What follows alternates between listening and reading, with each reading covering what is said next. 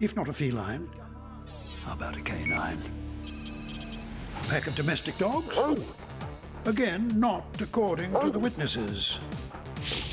How about African hunting dogs, also known as painted dogs? These guys are ferocious and relentless hunters, but they only hunt in packs. Eyewitnesses describe just a single huge beast, which, my darlings, brings us to our prime suspects. A wolf or a hyena. Now we're getting closer. Our first prime suspect, the hyena. Though not a native of France, the hyena was a popular import with some of the rich folk. And this animal could certainly inflict the kind of injuries the beast did. Then there's the wolf. Number one just about on everyone's suspect list. Why? Because in the 1700s, wolves were abundant in the area. They lived in the forest and were a menace to the villagers, hunting and killing their sheep. In fact, it's known that the local peasants would have killed around 70 wolves each year, protecting their flocks. So let's start with the wolf and see if he, as one of the legends says, is the guilty party. Nat and Dan are on their way to question some of the victims' descendants. Louise Soulier is buried here in this ancient graveyard, along with 6 other victims of the beast. Louise was a young shepherdess who tended her flock on these hillsides until she fell prey to the beast. 250 years later, her descendant Guy Soulier still lives in Gévaudan. So, monsieur, your ancestor was killed by the beast, and she is buried here. What happened? Louise was looking after her herds when the beast attacked her and ripped her chest open. When she didn't come home that night, her father went looking for her and found the gruesome remains. What do you think the beast of Gévaudan was? I believe it was a wolf. Many people shared that belief, but how much credence is there in that theory? It's true that at the time of the killings, hundreds of wolves lurked in the Gévaudan region. They, like the people of the region, would have been hungry and competing for food. As a hunter, the wolf is a cunning sneak-up-and-get-your predator. What's more, wolves kill their prey by first going for the throat and shaking it violently. If the wolf doesn't break the victim's neck, then it will rip the victim's throat out. In the case of a small victim, the head could be bitten off completely. Then the wolf leisurely tears into the victim's body and eats the entrails.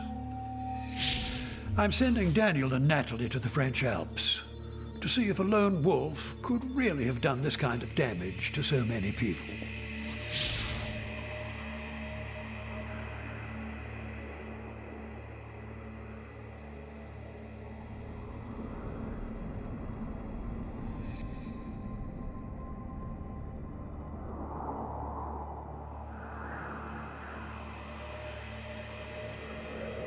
Can you believe we're in the French Alps? I know, they're amazing, aren't they? Stunning. Absolutely spectacular.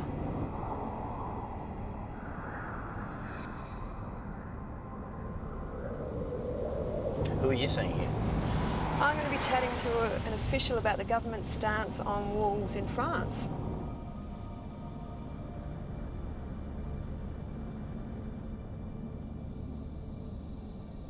And you're actually going to go up into the mountains.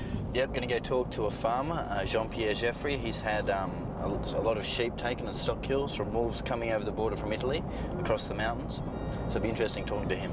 Yeah, definitely.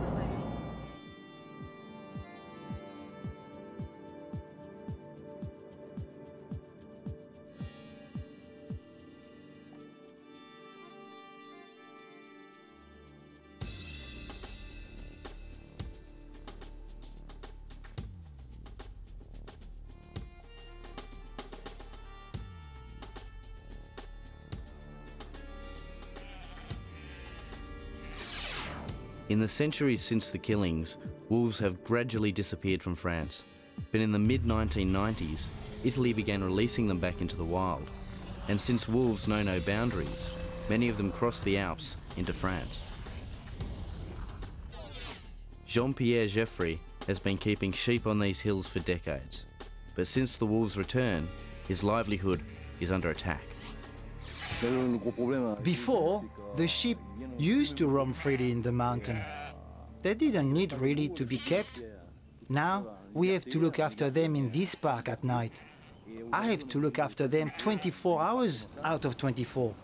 And that means 8 people have to be paid to do a job that took only 1 or 2. And what about you personally? How many sheep have you lost? The first time the wolf attacked was in 1998. Since then, I have lost more than 100 sheep. Would you like to have the laws changed so farmers would be able to shoot the wolves? Of course I would like the law to be changed. I don't have anything against the wolf. I've got something against the beast that's eating my sheep. I don't want to kill all the wolves, but they must be removed from the same area where we breed sheep. Do you think it's possible that the wolves that are harassing your sheep today could become or turn into modern-day beasts of Gévaudan? Of course I'm afraid, especially at night, or when it's foggy. The wolves could sneak up on me and kill me before I know it. That's why I always carry a weapon. But more scary than that, I've got kids around, and they don't have weapons. So I'm afraid that one day the wolves may attack my children.